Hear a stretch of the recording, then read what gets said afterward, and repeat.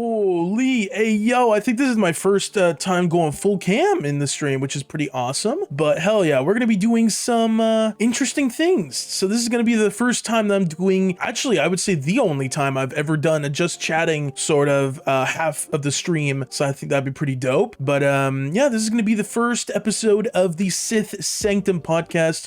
Well, I wouldn't really necessarily say it's a podcast. It's sort of just chatting and just answering your guys' questions. And all this is going to be live streamed. And I'm probably going to do like maybe a couple episodes or something like that, just to get a feel. It's sort of like experimental and stuff like that. And we're just going to be going crazy. There we go. First question, what made you get into content creating? If you answered it before, I probably missed it. No, I haven't answered any questions yet. And I actually have the same question a good amount of times, to be fair, but this is probably going to answer a couple of your guys' questions, this exact question. What made you get into content creating? I would say more so just looking at other content, the space back in like 2012 or like just the early 2010s in general, I would say was just insane. I mean, seeing people like FaZe Clan, Optic Gaming, I mean, the FaZe House was really what got me going in terms of like sort of, I didn't really necessarily have a passion with content creating, but it was just seeing people just shoot the shit and just go crazy in content and just doing vlog content, doing pranks in the FaZe House and just doing their own content on top of it. It was really inspiring seeing these guys like FaZe Blaze, FaZe Rain, FaZe Banks, Tico, the whole bunch of them, Apex, Adapt. I mean, literally the entire FaZe New York house was just something extremely special when it came to content creation. And I would say they really just pioneered a whole bunch of things in terms of like gaming content, and just seeing that really got me going in terms of like looking at YouTube videos, because I didn't really necessarily look at YouTube that much back in like the early 2010s. It was more so just watching like just regular TV shows or something like that. But just watching FaZe Clan compete in esports, in the Call of Duty stuff, and then watching the other side with their content creation, definitely I would say was the main driver. And back in 2016 was the year that I got into content creation. And 2016, in the summer to fall of 2016 was where I got really going with getting like microphone equipment, a boom arm. I think it was that year where I actually got my first Elgato capture card, and I started doing Call of Duty videos and stuff like that. And I sort of kind of wanted to emulate those guys, and I was just trying out doing all sorts of different things with like multiplayer games, doing Call of Duty videos, Rainbow Six Siege videos. Unfortunately, barely any of my Call of Duty videos, my old Call of Duty videos, are no longer on my channel. For some reason, I thought it was a good idea to freaking delete all of my videos. I didn't even unlist them. I freaking just deleted them. But I thought it was a freaking amazing idea for absolutely no reason. Oh no. Yeah, there was like one video that I thought was really funny that I still remember back in Rainbow Six Siege days. I was making a good amount of Rainbow Six videos, but just going back to content creation and just starting, it was just something that I was passionate about, just playing games in general and just putting out my personality. I mean, I would say my personality was not as expressed, if that makes sense, a long time ago. I was just more so shy and laid back. I was just, it was weird. It was a weird, interesting time where it was just, almost like stage fright. You know, when you go in front of like a classroom and you have to do like a presentation or something like that, you get that nervousness a little bit. And I think the biggest thing with getting my confidence was definitely drama classes in high school. That's the biggest thing that I learned, was just confidence about doing improv stuff, like improvisation, you know, just thinking of things on the spot and just going with it, just going with the flow of things in general. And I think the biggest thing was actually my voice. I actually was taught how to like project my voice instead of like closing myself, if that makes sense, because my older videos, oh my God, let me see if I can show you one of my older videos, but it's a prime example of what I was then versus now. It's insane. Like even videos like from 2020 are ridiculous. So let me see if I can pull up my YouTube channel here. Hold on. But yeah, let me see if I can W. Okay, so let me just turn down the music for just a second. Yeah, voice projection is the thing. When I live stream, I'm fine. When I record, I'm so soft. I'm working on that. Yeah, you're all good. You're all good. But yeah, I would say drama classes were the biggest thing in terms of gathering confidence and just projecting yourself, like being unapologetically yourself. Whether that be on recording, on stream, or in front of like other people in real life. It's just be yourself, and that's all you can really do at the end of the day. 4 years ago. Oh man. My old intro. Oh man. Yeah, listen to this voice. No. I'd like to ask how you got so handsome. Man, that's crazy. I was born. I'm kidding. But yo, Zulu, thank you for coming in, man. I appreciate you so much. Hey, yo. I feel that I'm such a soft speaker. Got to work on that. Yeah. It literally just comes in practice. I mean, I did a drama class every year of my high school years. I mean, from grade 8 to grade 12. And it took even after that to still do voice projection, you know, like I think, yeah, I graduated. I was still in school in 2020. I graduated in the summer, well, early summer of 2020. I never had a graduation technically, like a physical, like walking down the aisle or whatever graduation. Of course, brother, and SYTH on COD. I know, it's wild. It's wild. Yeah, Call of Duty was interesting. Oh man, but yeah, just listen to this voice. It's crazy. Just seeing the improvement, it's wild. But I haven't made a video in like a hot minute. As you can see on my channel, all of the videos are completely gone because it was before, I believe, the COPPA era took place back in I think it was late December. Basically had to delete all my videos on my channel, and I wanted to restart because that is literally me. Of this COPPA stuff, as well as not uploading a riot shield. And that is literally me. The perks that I'm using is double time. That wasn't that long ago. Restock, and also amped, as well as I run proximity mines. I use because it just I was so shy. I might actually just switch maps with my voice. Oh, dude, what is going on? Yeah, it was insane. You sound so different. I know. No way, the Rise Shield and Prox Mines. Yeah, I was doing a challenge where I was doing Rise Shield only and trying to get a good amount of kills. I don't even remember. I think that there was a clip that I showed at some point. What was that? But yeah, it was wild. It was insane. That was 4 freaking years ago. And even my old intros, man. Oh my god. Let's see, playlists. Oh my god. Minecraft Hardcore series. I don't even know how long ago this was.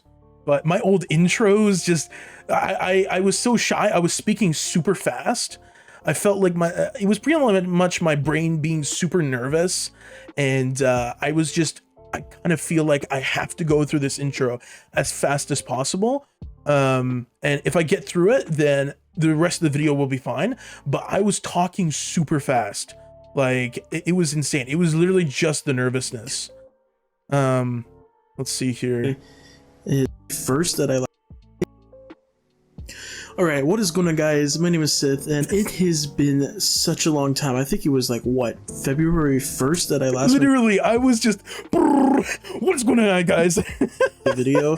And so basically what we're doing today is we're going to be playing Minecraft. Yeah, like literally, I was just completely just freaking zooming through the intros.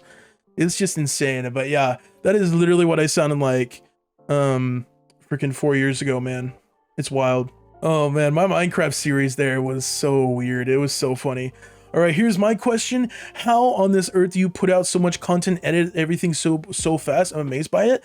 I kind of made my own flow of things, I would say.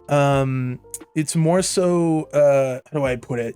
I use Premiere Pro as my editing software, and I make my own sequence. If you know what a sequence is, it's sort of like a separate project or whatever. And I put everything that I use, like my subtitles, my logos, my animations, everything, even my sponsor logos, into this sequence. and then I essentially have everything as a template, and then I drag and drop those assets into my videos. So I have my current subtitles for my shorts in a separate sequence, and I just drag and drop it. Oh, excuse me.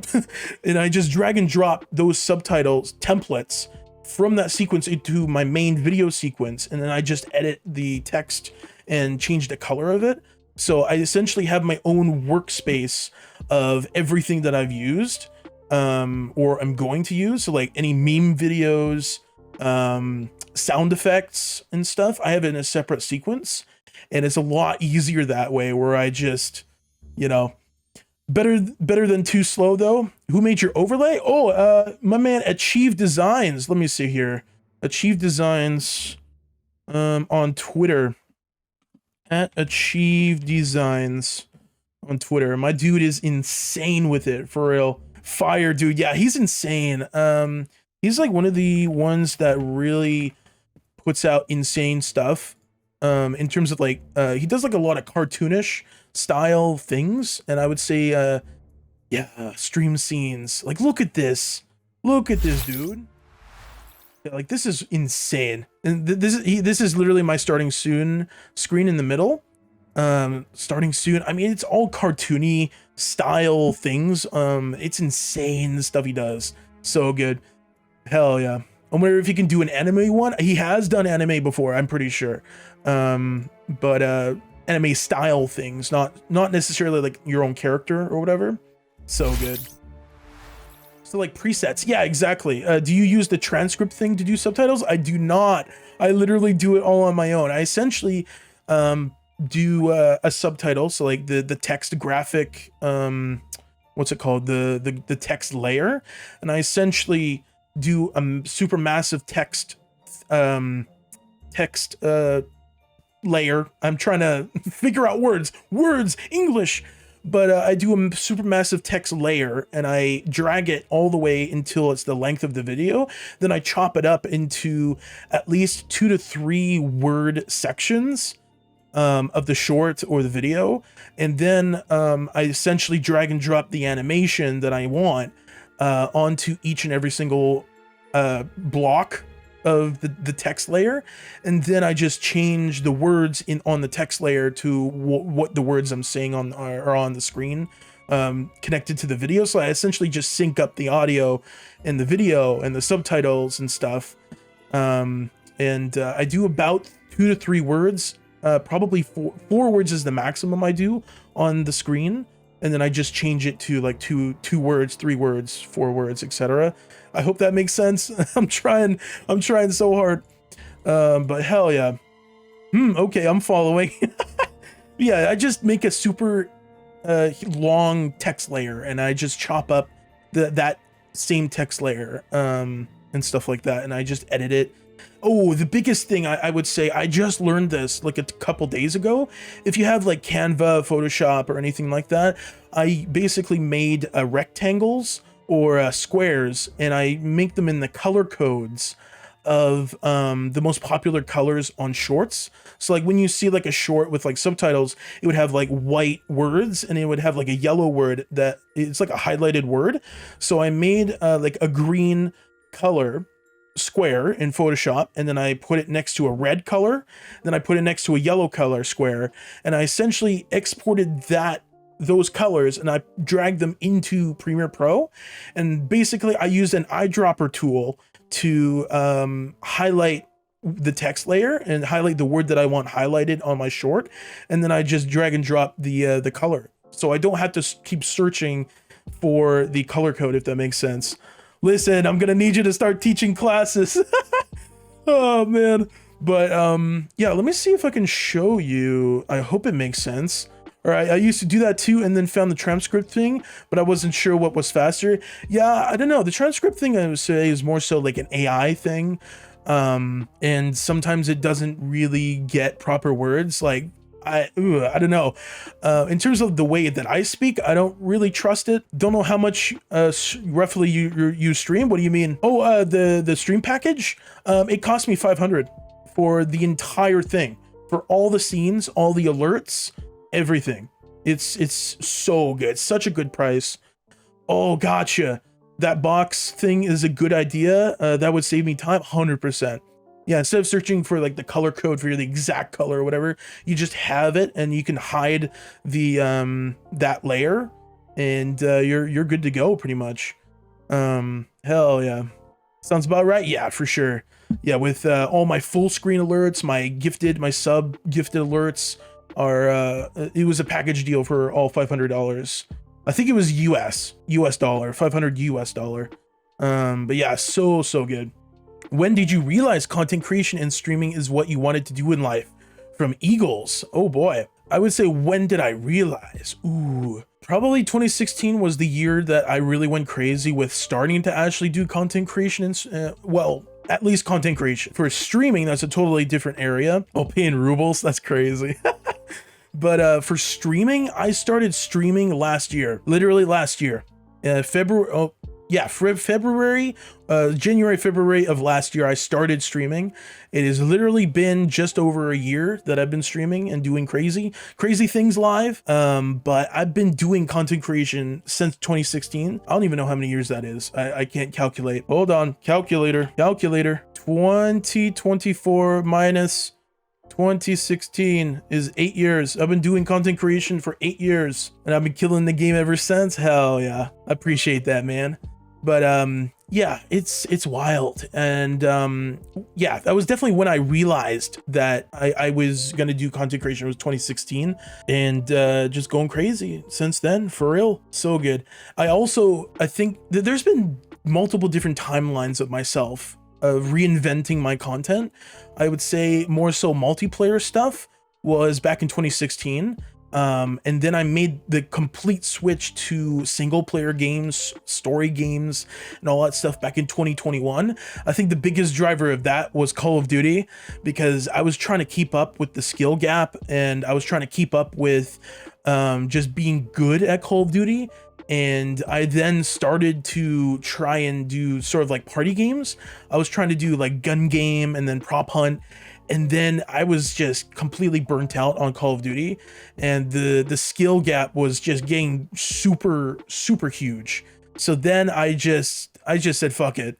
I can't do this anymore. My mental was just going crazy. So then I just made the complete switch to story games. I think it was August 2021. I think, let me see. I think the first episode that I did of a Let's Play was August of 2021. That was when I did my Watch Dogs series, and I did that on the hardest difficulty. I'm still proud of that. It was on realistic difficulty or whatever, and I freaking finished the whole game. It was wild. Yeah, Watch Dogs realistic Let's Play. Oh my god. Yeah, look at this. Yeah, 2 years ago. Man. Yeah, the hardest difficulty. At first, I thought I was going to do stuff with like challenges, but then I just went to just straight up playing the games on any difficulty that I wanted to. But I wanted to go out with a banger. What is to start with a banger? Yeah, 2 years ago, August 4th, 2021. That's exactly what I thought. Dang, dude. Yeah, that's insane. Hell yeah. I know this isn't just directed to you, but can you tell us your favorite smaller and big streamers? Ooh, smaller streamer? I would say Billy Goat is pretty good. Billy Goat, I would say, I've been in her streams a little bit recently, and she has been freaking killing it. I mean, oh my goodness. Don't feel biased? Nah. But Billy Goat in the Respawn Invitational, I would say, is doing insane things. The way that she presents herself and the way that she puts on like the music and the way that she turns it up and then turns it down and just vibes out to the music and then just talks with stream. She's multitasking, playing a game, playing Left 4 Dead, multitasking, turning up the music, multitasking, turning down the music. It's amazing. And just, yeah, hell yeah. Billy Goat and Bad Wolf Rose cracked me the hell up. Hell yeah, that's so awesome, for real. Yeah, Bad Wolf Rose is another one, definitely. Her vibes and just her wholesomeness in general, so good. Like I've been in her streams for like hours on end, just vibing, lurking, just letting her do her thing. So good, so good. My favorite big streamer. Ooh, I don't know. I don't really look at big streamers in terms of like going into their streams. The only ones that I really kind of watch is Ninja, and maybe Tim, Tim the Tatman at some points. I would say the most that I've watched of any big streamer so far has been Ninja. I just hit Legion. Legion, I would say, is one of my favorite bigger streamers. He's not necessarily like the biggest, but he's up there. I would say Legion, Dakotas, Ninja, those three in the Fortnite community have been incredible. Ninja is who got me into it 100%. Yeah, his spiciness, his freaking spiciness, man. The fuck you say to me, you little shit. Oh man, so good. But yeah, I would say Legion, and Tim, Dakotas, Ninja, those four I would say are pretty darn good at what they do for sure. Definitely. Okay, let's see the other questions. My man Cheese, first off, do you like cheese and what kind? I absolutely love cheese. I would say my favorite kind is Swiss cheese, either Swiss or mozzarella. And lastly, what game are you looking forward to in the holiday season or Brooktober? I don't even know what games are coming out. Games coming out in 2024 holiday? What games are coming out? But I don't even know. Probably Star Wars Outlaws if that's coming out this year. But I would say if this is true, big 2024 to be announced games. I don't even know. Games in December, nothing yet. Oh, I'm not too sure. But if Star Wars Outlaws is to come out this year, I would say that's definitely my most anticipated game. It looks so good, man. Let's see. Ooh, I'm getting some messages. Hold on. Oh, that's right. Damn, Indiana Jones. The Indiana Jones game is coming out. I totally forgot about that. But it's not really necessarily in the holiday season, but the Indiana Jones game for sure. I'm so excited for that. Why did you get into content creation and what motivated you? Okay, I've probably already put in the answer, but I would say I got into content creation to inspire others, to create a pretty amazing community, just to create something special, and just be a safe space, be a comfy streamer for people to just escape reality, escape the horrors that is life, and just vibe out on stream and just be myself and just do the thing. Honestly, that's really what motivates me. And just even if I put a smile on one person's face throughout this entire thing, I know I've won. I mean, that's all that matters, is if I make one person smile, if I make one person's day, then that's really all that matters. 100%. Okay, hold on. All right, I got you. From Ecstatic, what IP are you looking most forward to? What is your current favorite IP? What is your IP of all time? Is that all-time favorite IP still going, or is it a relic of the past? What game is of that IP is your all-time favorite? Ooh, okay. So like IP in general, like movies, music, or anything like that. But I would say, what IP am I looking forward to the most? If it's new or... That's a hard question, honestly. I would say just seeing more Star Wars games, definitely. Seeing more Assassin's Creed games. Probably even remasters or remakes of Assassin's Creed games. I mean, freaking hell. The older Assassin's Creed games are just unmatched. I'm gonna be honest with you. This is so good. The storylines, everything. The freaking character development. Man, so good. What is your current favorite IP? You already know. Assassin's Creed. What is your IP of all time? Ooh, I'm not sure. I'd probably say Fable. I love Fable so much. It definitely, I can't speak. I hold Fable dear to my heart. It is a childhood game of mine. I just keep on playing it. I mean, Fable I played last year in last year's Respawn Recruits. That was 6 months ago too, which is crazy. Or at least I think that was near the beginning of Respawn Recruits 6 months ago, which is wild. And let's see, is that your all-time favorite IP still going, or is it a relic of the past? Oh, I would say is either Assassin's Creed or Fable. In terms of the fans, the fan base of Assassin's Creed I can't speak today. But the Assassin's Creed fans, I would say they think that it's a relic of the past, but I absolutely love the newer games even. So I think that they can bring this franchise back. I really do. I really think, because if they made banger games like that before, they already know how to do it. They already know how to make it. You know, same with like the Marvel Cinematic Universe. There have been some movies that have been absolute flops, some TV shows that have been absolute flops. But I mean, that's probably on purpose. I don't know. I have no idea, but they already know how to make a banger game. They've done it time and time before.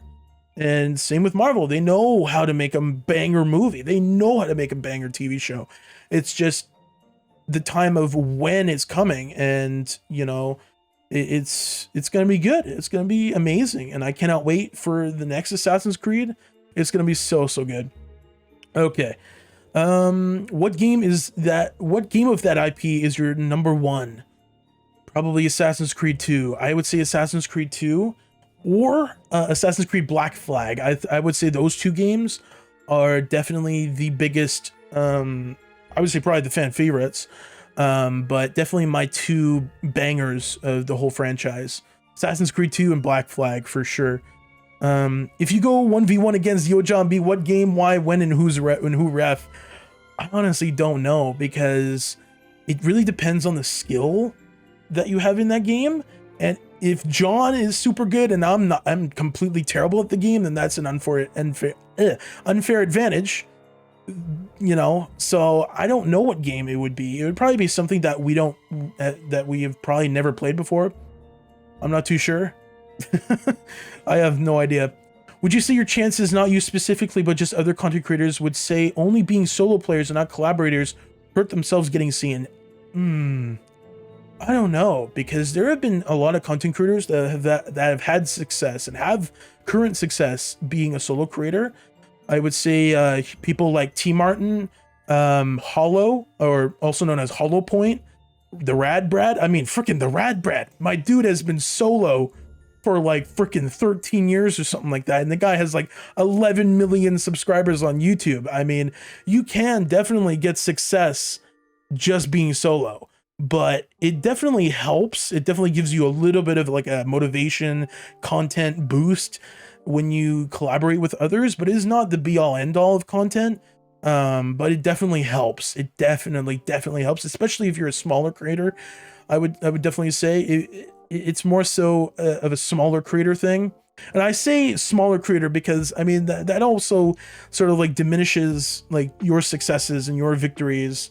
So it's weird. I wish there was a different terminology for the term smaller creator, just creator in general, I would say. But you know, it's not the be all end all.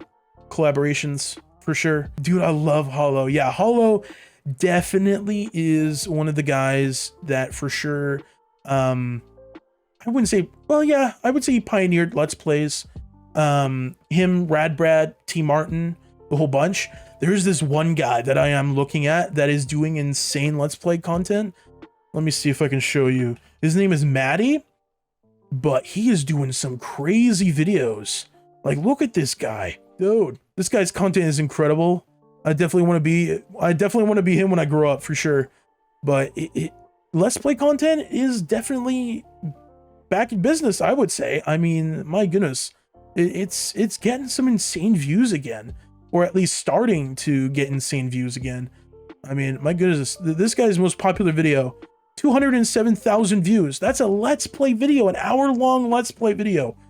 You know, like, you can still get an insane amount of views through doing Let's Plays. You know, and his videos aren't that crazy edited, you know, like it's more so just transitioning to the next scene in the game or something like that. But yeah, this guy for sure is a dark horse in the Let's Play community.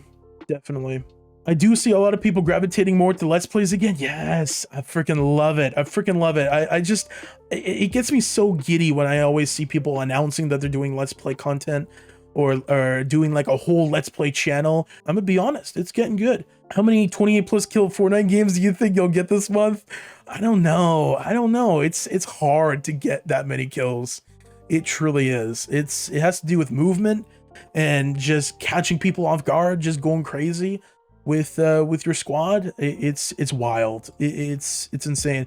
I'm honestly super lucky, super humbled to get that many kills in a single game. It's wild. What camera lens do you have? I actually don't use a DSLR camera. It's insane. This camera right here is the Elgato 4K Facecam Pro, or the Elgato Facecam Pro. It's so good. It can do anywhere from like 4K 60 FPS to like 1080p 30. This is what I'm on right now, is 1080p 30 FPS. But yeah, this is a actual, it's literally a webcam. It's a webcam. It's insane. Dude, I used the Facecam Pro 2. It's insane. Yeah, I know. Elgato has been doing some crazy things. Let's see here. Yeah, so this is the Facecam Pro. This is what it looks like. I don't know if y'all can see, but it is so good. So good. Man, I mean, you can do so many things with the lighting, the ISO, I mean, the tint, the everything. I mean, dude, look at that. Look at that. Like that is DSLR quality. It's insane. I'm probably gonna have this camera forever. I'm gonna be honest. There's just no way, unless I do like vlogging in the future or something like that, then a DSLR definitely would come in handy. But I mean, in terms of like my overall content and the way that I want to do things, I'll probably have this camera like forever. I'm being honest. It's so freaking good. I use a DSLR and I swear it doesn't look as crisp as that. Oh man, that's crazy. It probably has to do with like the certain lens or whatever, because I know people, it's wild getting to learn cameras. It really is. It's insane trying to learn the different lenses, the different like focal points or whatever. I don't know, it's weird. But I would say the #1 lens that people have been using in streaming for the longest time definitely is the Sigma 16mm, what's it called, that lens. That lens, whatever you want to call it. It's the Sigma 16mm lens or whatever it's called. I know a whole bunch. Yeah, 16mm 1.4 lens. I know a shit ton of people use that. That is like the #1. That and the Sony A6000 or 6400, any of those cameras for sure. Lighting also makes all the difference. Yep, definitely. Lighting is huge in just upping the quality. It's insane. And just upping like the pixel count on everything. It's insane. I mean, my goodness. I just learned lighting within the past few months. Like I just willy-nilly set up my Elgato key light airs. I have 2 of them. I have one literally right beside me here, and one that's the main key light right here for like my main facial like structure and stuff. And then I have one right to my side that's almost like a rim light almost. I don't know if you can see on my shirt, but it's a warm light that's projecting itself on the side right here, and it pretty much warms up this side of my face. And the key light is the main light, of course. And then I have a floodlight. I have like a floodlight that you put on like the outside of your door or something like that, but I use it as the background lighting. Lighting can't relate, VTuber PNG. Yeah, freaking VTuber. Oh man. But yeah, lighting is huge, and just getting to know the different stats of like a camera, like getting to know the shutter speed, getting to know the ISO, getting to know the exposure, getting to know what's it called, kelvins. I know that a kelvin is like the warmth or how cool the lighting is, but yeah, kelvin is like a lighting thing. It's like a lighting measurement or whatever. Crazy. What characteristics do you feel that you have that not many other content creators have? Ooh, How do you feel these characteristics impacted your content creator path? That is from Ghost. Ooh, I don't know. I'm gonna be completely honest. It just comes down to your personality. It comes down to the way that you do things. I mean, I don't feel that it's like the way that you worded it. I don't know. It feels like the way that I answer, I am tearing down every other content creator out there. I don't know, but I would say that it's just the way that you present yourself on stream. And I would say the number one thing is just being confident in the way that you do the way that you do your own content. Just being confident in yourself is the biggest thing. And just learning how to multitask and learning how to think of things on the spot. I would say improvisation is a number one thing. All that sort of stuff, I would say, is definitely characteristics that every content creator can have and probably should have. It's just practice. I'm gonna be honest, that's all it is. Yeah, I think an insane thing that you can do, that's definitely just going the extra mile, is attending drama classes like what I did. I did drama classes for like what, grade 8, 9, 10, 11, 12. I did drama classes for 5 years straight, and just learning how to do things, learning how to, you know, go with the flow in terms of like the way that we did things with games.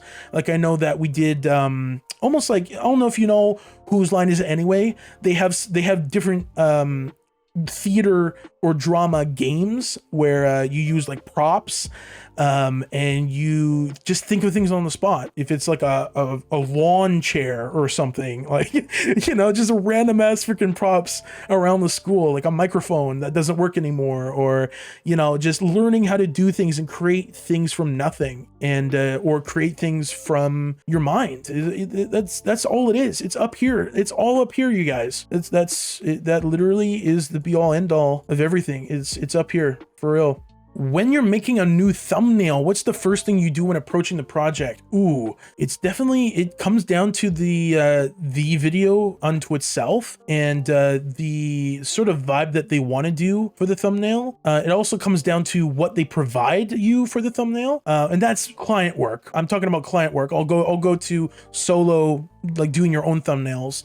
But if you're doing client work, the number one thing is to try and get as many assets from the person as possible, as many pictures, as many selfies. If they're doing, for example, I do work for Gutsy Aiden. If you guys don't know Gutsy Aiden, he's a tech content creator. He makes mouse pads. He has his own mouse pad business. He does a whole bunch of like setups. He reacts to people's gaming setups and knows how to improve upon them. And I essentially get setup pictures from Gutsy all the time, and I essentially just go off of what he's provided me. If I need more, I'll ask for it. And essentially what I do is I cut out all of the elements that are super important within that photo, and I just elevate them through like color correction, whether it be the sharpness of it, or changing the color of like a background on a monitor or something like that, completely changing the background on a monitor. Using vibrant colors is a number one thing. But in terms of like your actual solo thumbnails, doing your own thumbnails, it's hard. It definitely is hard trying to think of a solid thumbnail. I think the number one thing is trying to get the main subject, the main thing that the thumbnail is focused around. So for example, if I go to my YouTube here, I do Let's Play content. So what I usually do is, what I used to do was put my own face into the videos, but I'm trying to kind of stray away from that, because I found out, well, I didn't really find out, but I've learned that unless you're an established creator like Mr. Beast, putting your own face onto a thumbnail really doesn't help out the thumbnail, if I'm being completely honest. Like, if your face is not recognizable already, then how are people going to recognize you when you post a thumbnail with your face on it? You know what I mean? Like, it's interesting. Like, people, unless it's a reaction video, that's really the only time that really is acceptable, I would say. But you can definitely put your own face on it, put your own reactions or whatever to any of your thumbnails or videos. Honestly, I oftentimes use the thumbnail to see if the video idea would be good. I make the thumbnail even before I start recording or editing. Ooh, yeah, that's actually a good idea, doing the thumbnail before doing it, the editing. That's interesting for sure. Just getting that out of the way and just, you know, doing the video surrounded by that thumbnail, you know. But yeah, I would say vibrant colors, the color theory, going by color theory. So if you know color theory, complementary colors are huge, I would say. Yeah, perfect. Here we go. I would say using colors that are used on YouTube are huge. Let's see here. Can I go to small face cam? W. So something like this is what color theory is essentially using colors that are complementary of each other. Like something like this. So like if you use like a yellow background on like a monitor, use a purple glow behind the monitor or something like that. So like, for example, like I know the NBA, the Lakers use complementary colors on their jerseys to make them stand out from the rest of the game. You know, they use the super bright yellow jerseys with the purple lettering. You know, that's on purpose. You know, the red and the white for the Chicago Bulls, they do that to stand out as the players because they're seen from afar on a camera, you know, on a high-speed camera. It's the same thing. It's using complementary colors to contrast yourself from a background or contrast yourself from something, you know. Lighting be a pain in the butt sometimes. I know, it's wild. Man, oh man. But yeah, I would say the number one thing is complementary colors in thumbnails. Let's see. I know, I don't know if I can get my thumbnails bigger, but, ooh, I kind of can. Ooh, hold on. Hold on, let me cook. Oh, damn it. But I don't know if you can see, but like super bright colors, you know, here, like for example, this is huge. Like my sand sword is ridiculous video. I used a yellow glow on a blue background. That is super contrasting. Stuff like that, you know. I love Gale Level's thumbnails. Yes, Gale Level, he is the GOAT. So good. OBS GOAT for sure. Yeah, Gale Level's thumbnails are so good for sure. Yeah, Gale Level W. Yeah, huge. Yeah, just using the color to your advantage is pretty massive, you know. Using glows, using, you know, like TikTok, like this video, he used the super bright blue and then the super deep red in the live, in the word live or whatever. You gotta click the videos tab. But yeah, just using bright colors, bright everything, you know, just make it super contrasty. Huge example is the Fortnite community. The Fortnite community uses insane saturation, insanely bright videos. Like my friend Evolve Jake, he follows me on Twitter. We support each other. But my guy Evolve Jake, he does super bright colors on a good amount of his videos. Like the Get Better video, he uses contrasting colors right there. A yellow giant word with a purple word right next to it. Contrasting colors. It makes you look at that thumbnail. You know, the red before and the green after, contrasting colors yet again. Yeah, he makes all the videos a gradient in the videos list, and it looks so cool. 100%. Man, oh wait, he does that on purpose? Dang, that's crazy. You know, just stuff like that is huge. You know, like the blue background with yellow lettering with the red, almost like a red warning sign or something like that. You know, contrasting colors. It's all calculated. It's all done on purpose.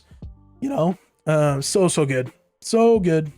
If given the choice, would you prefer to play a bad game but have a great conversation with random squad mates, or have a great game with pro players that have crap personalities?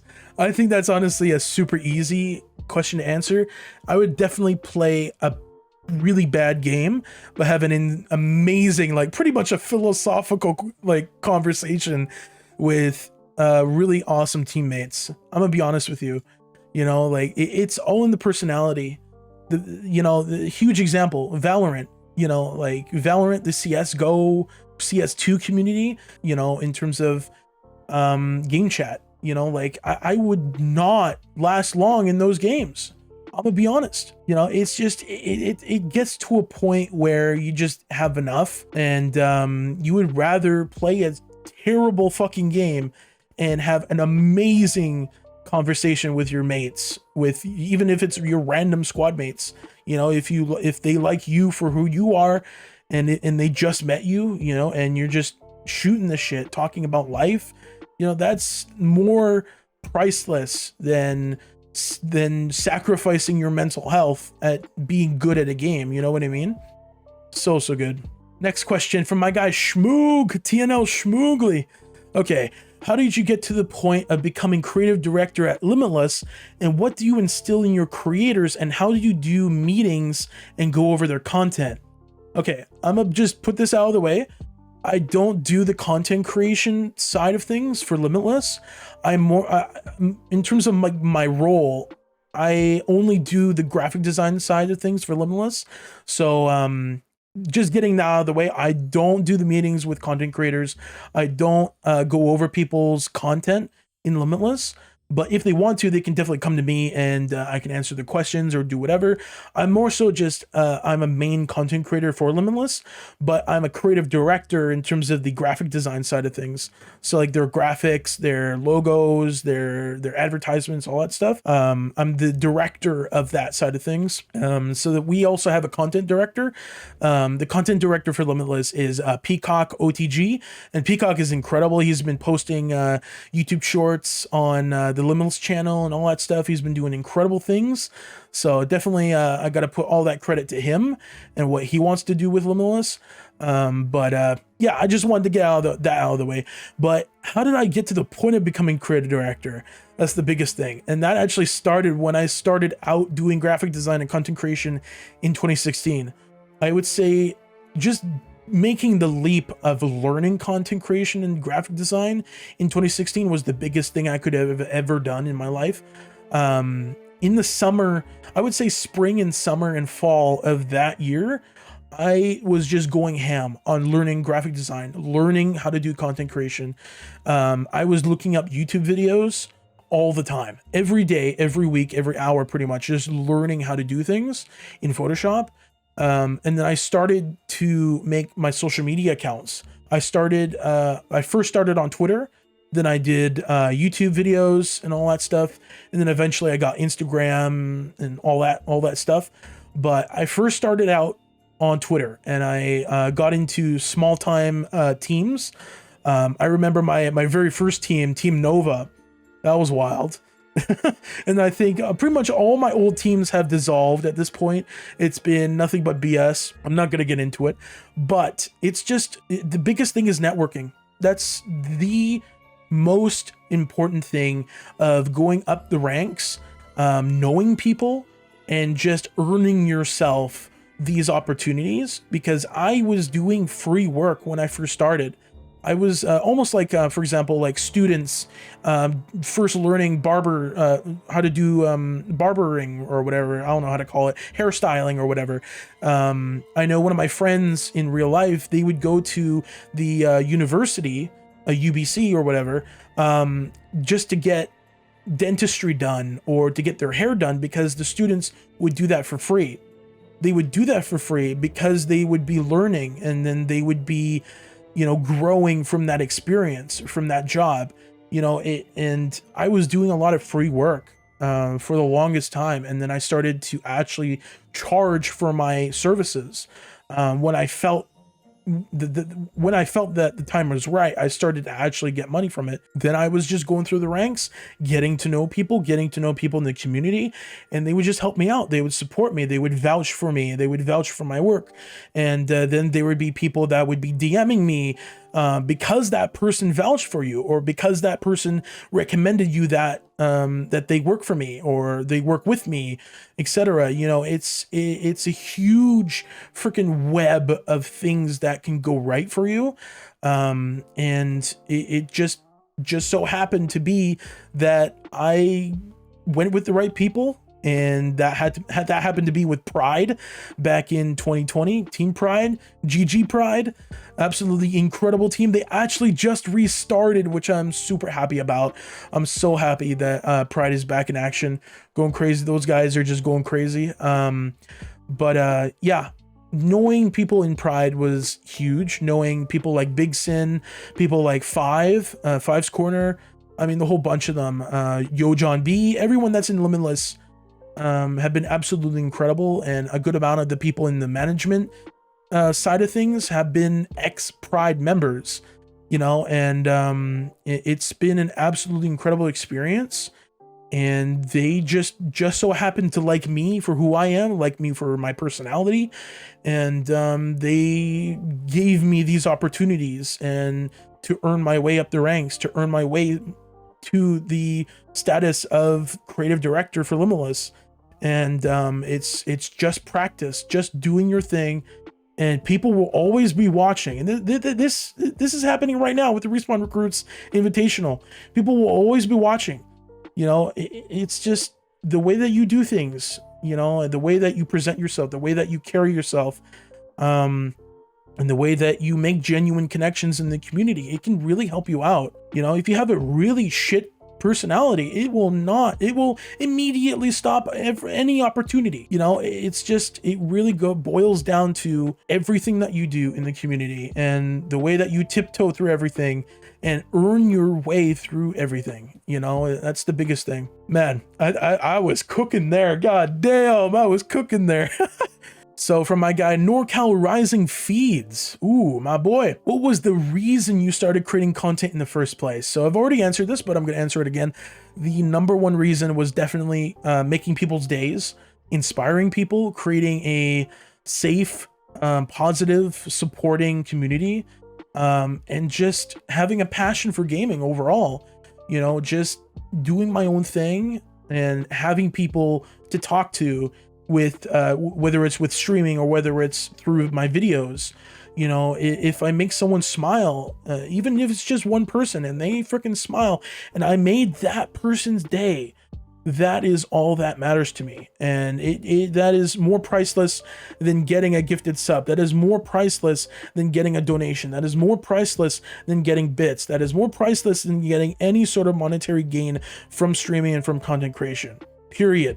That is my honest to God mindset on content creation. And that is just inspiring people in the community, just being the escape from real life, being, you know, whether it's being the escape for someone who's depressed just for 10 minutes and I made that person laugh, I made that person smile. That's fucking awesome.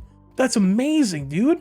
You know, the fact that you're able to have that sort of experience, the fact that you're able to be in that position to make that person's day, you know, like it's insane. It's just the mindset that you have going into content creation is paramount to the way that you do things. You know, like if you go into this expecting money, I mean, dude, you're instantly gonna freaking fail.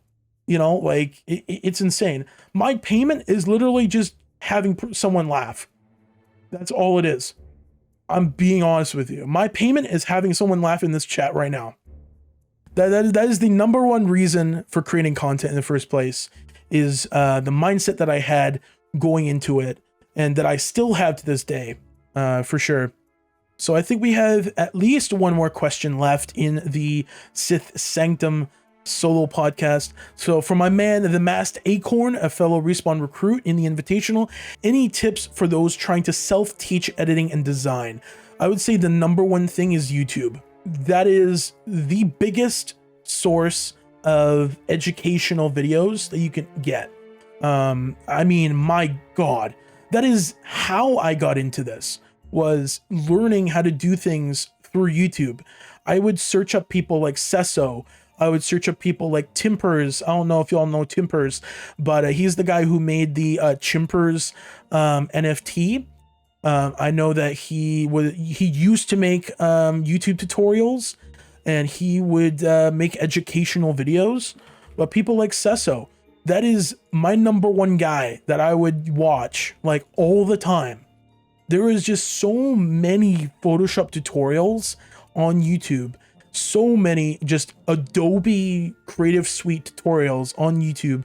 It is honestly ridiculous. So I'd say the #1 guy for graphic design is Sesso. My guy is absolutely ridiculous with the tutorials. Basically, he does videos every Sunday, I believe. Yes, YouTube is a great resource. I taught myself everything about editing through YouTube. There you go, 100%. It's insane. I mean, it's literally free college, free university, pretty much. It's ridiculous. Like the amount of things that you can learn through YouTube now. There's hundreds of billions of videos out there. I'm gonna be honest, it is ridiculous. You're bound to find a tutorial out there for anything, literally anything. A tutorial on how to freaking breathe. Like there, you know, like there's a tutorial for anything out there on YouTube. It is insane. Like I would probably search up how to edit, and there could be a 9-hour video out there on how to edit in general, how to make a gaming video, how to make an educational video. There are 9-hour long editing sessions out there completely for free on YouTube. That is ridiculous. You know, it is insane. So yeah, my guy Sesso, he does all these different videos. Let's see here. Like his most recent one is just him showing how to do fonts or how different font styles. He's a huge resource on all the videos that he's done in the past. I would just lean on this guy and his content for the longest time back in 2016. I would say he's one of the #1 guys that I went to learn how to do graphic design.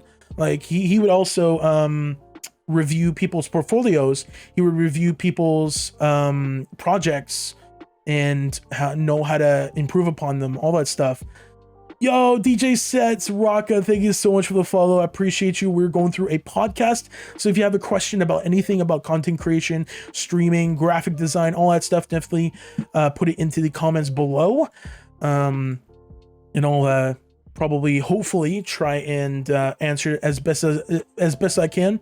You're welcome, bro. I appreciate that so much. But yeah, Sesso definitely is one of the #1 guys to learn graphic design. He is incredible. And just composition of projects in general, like how to make your designs pop, you know, all that stuff, all that jazz. Like he even made his own projects, different inspiration. Oh, biggest thing, mood boards. Mood boards are insane for inspiration, for whether it be editing or graphic design. So if it's like a similar logo that you're looking to replicate or something, like this guy says, so he makes a logo for XQC if he made an esports team just by getting inspiration from other esports teams that have the same style of logo, you know, or the same design style, you know. It's insane. There's just so many things that you can do, so many things that you can learn through YouTube. It's insane. This guy is incredible. Definitely go check him out. Subscribe to him for sure. Oh boy. And the biggest one I would say for editing, on the editing side, is Finzar. Definitely. This guy is ridiculous. He shows you how to do subtitles. He shows you how to edit like a pro. He shows you how to edit like a noob. He shows you how to do gaming videos. He shows you how to use AI properly within Premiere Pro. He shows you how to do meme stuff, content within a gaming video. Like it's insane. It's super good. All the different tips, like how to do tracking on like a certain object. So like, for example, if you have like a soccer ball bouncing up and down and you want the video to focus on that soccer ball, how to track it, he shows you how to do that in these videos. He shows you how to do pop-up animations of subtitles or a video or an image or JPEG file, PNG file, how to use templates, how to use presets. I think he even made his own preset package, and I personally don't have it. I'm definitely saving up to get it, but it's a drag and drop thing that he made where you can do subtitles super easy. It's literally just a plug and play thing that he made that you can do for editing, like sound effects, smooth transitions, how to make funny gaming videos, super easy subtitles if you're, if timing is of essence, how to make thumbnails. He even does a little bit of graphic design here and there in all of his videos. Finzar is definitely one of the #1 guys for learning how to edit, but there are also other guys out there that do not only just 10-minute videos, but they do 9 to 15-hour long videos on literally pretty much every single tool at your disposal in Premiere Pro, Sony Vegas, Canva, Filmora, Wondershare, freaking CapCut. There are tutorials out there for pretty much every editing software. There are tutorials out there for every graphic design software. It is so good. So good. Did you see my question from a little bit ago about the Let's Plays and smaller content creators? Oh shit. Oh my god. Oh shit, I'm so sorry. I didn't even see it. Okay, hold on. I got you. How do you feel about it being a little bit harder for smaller content creators to get recognized off of Let's Play content? Do you think that's about to change? I don't know. I don't know, because the main thing of content right now is more high-paced, fast-paced videos. A lot of people's attention spans have definitely evolved. Well, devolved, I would say, in terms of looking at TikTok for years on end, just having the normalization of high-paced 1-minute videos, it is definitely, I would say, is definitely hurt Let's Plays in general. Even for the bigger content creators who do Let's Plays, it's definitely hurt them as well. I would definitely see, view dips or support dips in certain videos, but there's always going to be some sort of audience. There's always going to be some sort of community for Let's Play content, I would say. I don't know when I don't know if it will change, if I'm being honest. I don't know if it will change for the better. I don't know if it'll change for the worse, but I do know that there's always going to be an audience for Let's Play content. For example, even my most recent video, I did not expect it to go as crazy. But within the past few months, my content was getting 25, 10 views. That's pretty much it. 10 views. That I'm completely fine with that. That's fucking awesome. I'm getting views in general. I think that's incredible. Even if it's just 1 view, I'm fucking awesome. That's awesome with that. I'm content with that. But seeing dips in content with that sort of niche is to be expected in terms of the way that content is evolving. But I would say it's definitely something that will always be there, if that makes sense. There will always be people that watch Let's Plays if they want to see a review of it. If it's educational, I'm probably going to be starting to do educational stuff as well within the Let's Play community. I saw super happy for you. Thank you so much. It's definitely weird. YouTube is weird, I would say. And if you're consistent, the views will be there.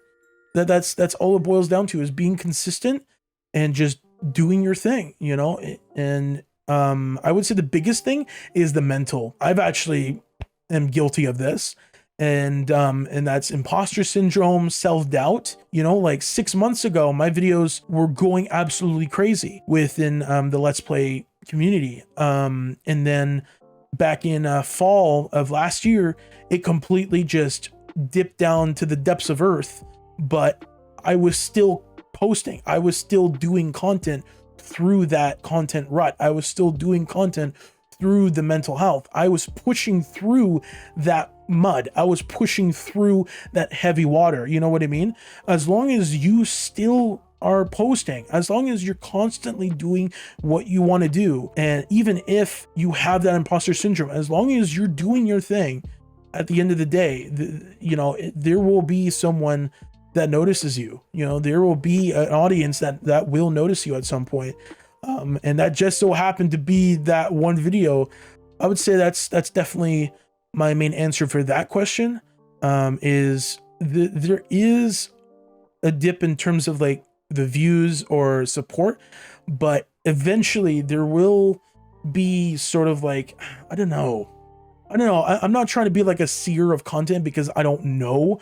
It's super unknown, the Let's Play content niche. But I do think that Let's Play content will for sure be on the rise again at some point. Since Let's Plays are really mostly successful for bigger creators, what do you think are some other video / content ideas that would really help smaller content creators put themselves out there so they're not drowned out by the other Let's Plays? Ooh, I am also thinking of this, but educational videos in the Let's Play niche. So in terms of just, I'm trying to word it properly, but instead of just playing the game through it, doing other types of Let's Play videos out there would be huge. So like, for example, one of my most recent shorts, I think I posted it just before stream, but it's about showing how to get a set of armor in Assassin's Creed 2, that I had to get these 6 assassin seals, and you can only obtain it by doing these particular missions,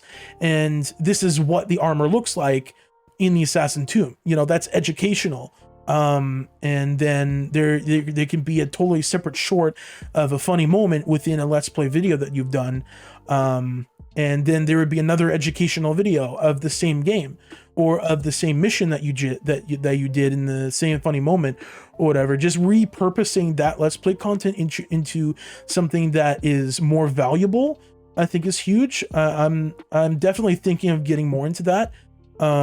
Is definitely adding a lot more value, doing how-tos, tutorials, or educational stuff within the Let's Plays. So if you really know the game that you're playing and you know how to do certain things, like for example, in God of War, like how to get this particular weapon and how to upgrade it, or this particular loadout of this particular character is super OP, and how to get this by doing this mission and by doing this particular set of steps in this mission, in this sequence of the game or whatever, you know, that sort of thing, adding a lot more value to it, but also having the playthrough part of it as well on top of it would be huge, for sure. So just adding different like paper layers, like adding different sheets of paper to that singular layer of paper.